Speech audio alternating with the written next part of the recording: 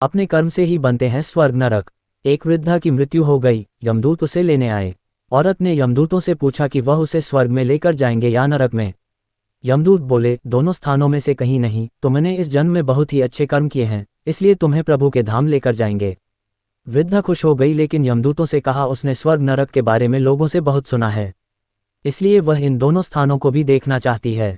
यमदूत बोले, आपके कर्म इतने अच्छे हैं कि हम आपकी यह इच्छा जरूर पूरी करेंगे।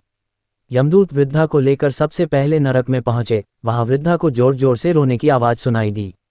साथ ही वहां सभी लोग पतले दुबले और बीमार से दिख रहे थे।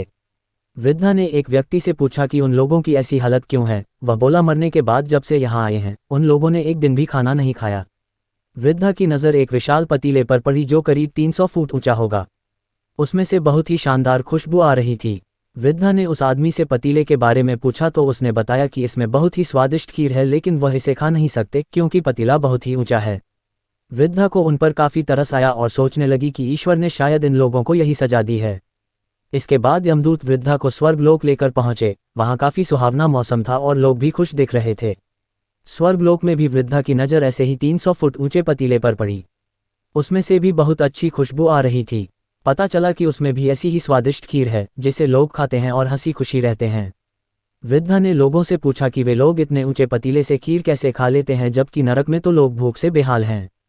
एक व्यक्ति बोला कि ईश्वर ने उन्हें इतने सारे पेड़ पौधे, नदी, झरने आदि दिए हैं, हम लोग इनका उपयोग करते हैं।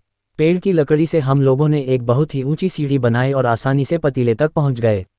इसके बाद सभी मिल बांटकर खीर का आनंद लेते हैं और ईश्वर का गुणगान करते हैं। वृद्धा उन दोनों यमदूतों की ओर देखने लगी तो देखा दोनों मुस्करा रहे हैं। यमदूत वृद्धा से बोले कि ईश्वर ने स्वर्ग और नरक मनुष्यों के हाथों में ही सौंप रखा है, वे उसके हालात के स्वयं ही जिम्मेदार हैं। लोगों की समझ का फेर है, एक और लोगों ने मिलकर स्वर्ग बना लिया और दूसरी ओर वे नरक भोगने को मजबूर हैं। ईश्वर के लिए सभी एक समान हैं, वे भेदभाव नहीं करते। लोग अपने कर्म का फल भोगते हैं। नरक में रहने वाले लोग दूसरों की कमी निकालने और बुराई करने आदि में ही लगे रहते हैं, जबकि स्वर्ग में सभी मेहनत करते हैं और खीर का स्वाद ले रहे हैं। शिक्षा, ईश्वर का यही नियम है, जो कर्म करेगा, मेहनत करेगा, उसी को मीठा फल खाने को मिलेगा, नहीं तो लगे रहो रोने धोने में। स्वर्ग नरक आपके अपने हाथ में है। मेहनत करें, अच्छे कर्म करें और अपने जीवन को स्वर्ग बनाएं। रोजाना प्रेरणादायक कहानियां सुनने के लिए चैनल को फॉलो करें, आगे से आगे शेयर करें। Folded hands, folded hands, folded hands.